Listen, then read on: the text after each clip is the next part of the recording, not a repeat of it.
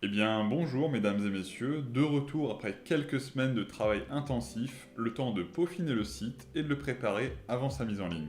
Je vais bien sûr vous expliquer tout ce qui a été fait. Souvenez-vous, dans la vidéo précédente, nous avons abordé le sujet de la rédaction de contenu, à savoir comment et où intégrer du contenu pour enrichir les pages de votre site, que ce soit votre page d'accueil, vos pages de catégorie et surtout vos pages d'articles. À la fin de la dernière vidéo, j'avais environ 6 articles de publiés, ce qui nous donnait une petite idée de comment étaient présentés ces articles sur le site.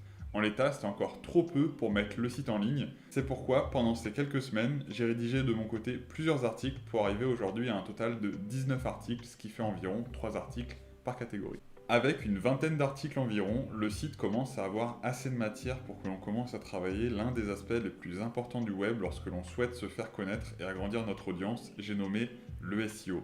Le SEO ou référencement naturel, c'est très simple, il s'agit de toutes les techniques visant à optimiser votre site pour qu'il apparaisse dans les meilleures positions des résultats de recherche de Google. Comme vous devez vous en douter, des sites en 2022, il y en a plus d'1 milliard, c'est tout simplement énorme. Et dites-vous aussi qu'un site, aussi beau et bien fait soit-il, s'il ne bénéficie pas d'optimisation spécifique, il a moins de chances d'être visible, d'amener des visiteurs, et donc de générer du trafic, et a posteriori du chiffre d'affaires. Toutes les entreprises présentes en ligne aujourd'hui ont une équipe dédiée au marketing digital, même les plus grands et même les plus petits. Et s'ils n'ont personne en interne, alors ils font appel à des agences. Tout ça pour vous dire que l'acquisition client sur Internet, que ce soit pour acheter, pour réserver, pour souscrire ou pour se faire connaître, ça passe par différents leviers. Certains vont demander un budget assez conséquent, comme la publicité sur Google, sur Facebook, Instagram ou Twitter. Comme autre levier payant, on peut également retrouver l'emailing et l'affiliation. J'en oublie certainement d'autres, mais ce n'est pas le sujet de la vidéo. Ce qui va nous intéresser, c'est les leviers d'acquisition gratuits. Même si rien n'est gratuit, parce que vous et moi, si vous avez bien suivi les autres vidéos, on a mis environ entre 50 et 100 euros sur la création et l'hébergement du site. Et nous avons aussi passé du temps dessus. Donc même si ce n'est pas quantifiable d'un point de vue monétaire, ça a demandé des ressources, on va dire temporelles. Je ferme la parenthèse sur les leviers d'acquisition online. Aujourd'hui, on va optimiser le site Isotech Solutions. Comme je vous l'ai dit, il y a énormément de sites internet présents dans Google. Et quand les internautes font une recherche, dans 99% des cas, ils vont cliquer sur les 10 premiers résultats, à savoir la première page. Le reste, c'est zéro. Donc l'objectif, c'est que sur ces milliers ou millions de résultats, notre site apparaisse dans le top 10. Et je vais vous montrer dans cette vidéo les techniques gratuites que vous pourrez réutiliser chez vous pour améliorer la qualité de votre site. Le SEO, depuis quelques années maintenant, repose sur 3 piliers fondamentaux. Les performances techniques du site, comme le temps de chargement, le poids de vos pages, la compatibilité sur mobile et des dizaines d'autres facteurs. En deuxième, il s'agit du contenu. Vous commencez à le savoir, c'est pas un humain qui regarde le site, mais un robot d'exploration. Et ce robot, il va lire le code, la technologie qui compose le site, mais aussi le contenu. C'est tout ce que vous allez écrire avec vos mains. Donc plus un site a un contenu pertinent, plus Google va vous placer devant les autres. Et le dernier levier, il s'agit de la notoriété du site. Ça veut dire que plus on parle de vous, plus vous allez être considéré aux yeux de Google comme légitime. Un exemple tout bête, vous avez un blog de bricolage et par chance, votre contenu a été cité sur le site de Leroy Merlin. Et bien comme Leroy Merlin est considéré par Google comme un site de bricolage et qu'il a une notoriété déjà très forte, et bien vous allez être reconnu également par Google en tant que blog légitime sur le bricolage, ce qui est bon pour vous.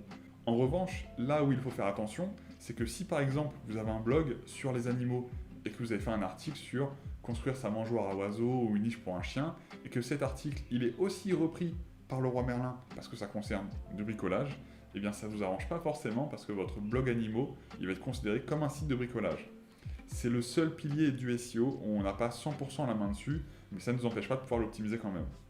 Heureusement pour nous, aujourd'hui nous allons travailler sur les deux premiers piliers du SEO, à savoir la technique et le contenu, pour qu'à la fin de la vidéo, nous puissions mettre en ligne notre site. C'est parti.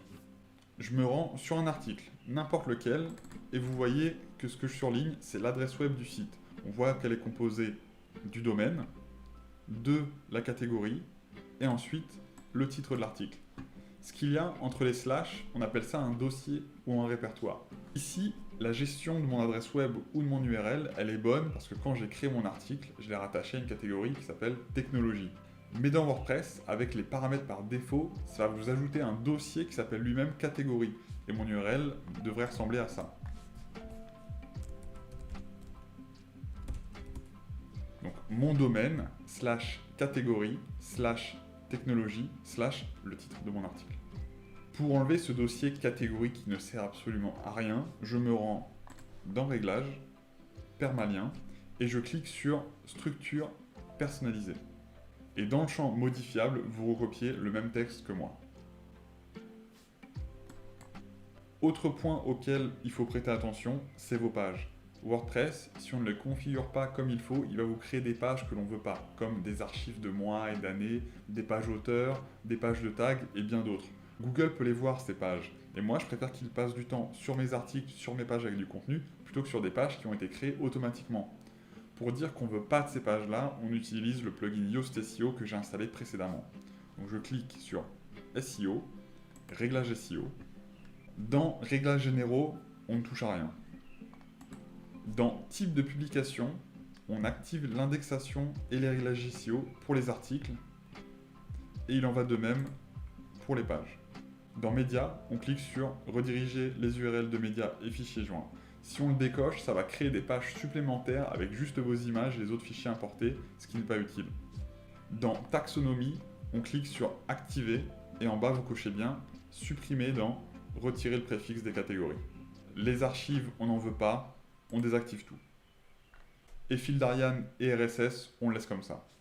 Prochain point, l'optimisation des images. Je me rends dans Médias, je me mets en mode liste, et si vous avez bien installé le plugin Imagify, vous avez un bouton à droite pour optimiser et compresser les images trop lourdes. Sur la dernière vidéo, vous avez aussi parlé du balisage Alt, alors vérifiez bien que chaque image a un balisage Alt. Ici, tout semble OK. Pour ceux qui ont ajouté le plugin payant WP Rocket, je vous montre les réglages à appliquer pour chaque onglet.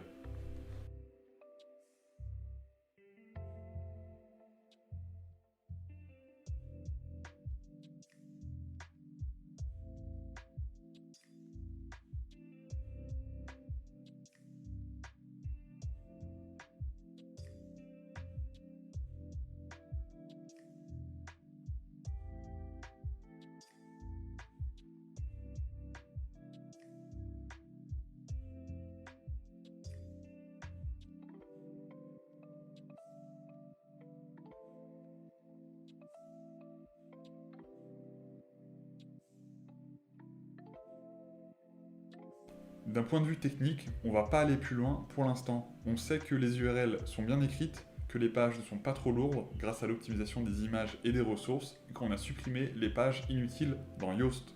On va passer maintenant du temps sur le deuxième pilier, à savoir le contenu. Si comme moi vous avez déjà publié plusieurs articles, alors votre contenu contient déjà des images, des titres, des sous-titres, des paragraphes. Et pour ceux qui sont vraiment à l'aise avec la mise en page, vous avez peut-être ajouté des listes à points, des citations, des mots en gras ou soulignés, et ça c'est du très bon travail. Toujours grâce au plugin Yoast SEO, vous pensez bien ajouter les meta titles et meta descriptions en bas de vos articles. N'oubliez pas que ce balisage title et meta description, vous pouvez également le mettre dans vos catégories.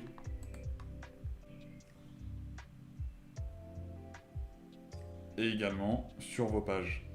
Ensuite, je retourne dans mes articles pour vous parler d'une technique très importante qui s'appelle le maillage interne. Sur mon site, je vais cliquer sur une catégorie et je vois que forcément j'ai plusieurs articles qui sont rattachés à cette même catégorie, ce qui est normal. Et quand je suis en train de lire l'article, je vais trouver des éléments cliquables à droite qui m'emmènent vers des articles du même sujet.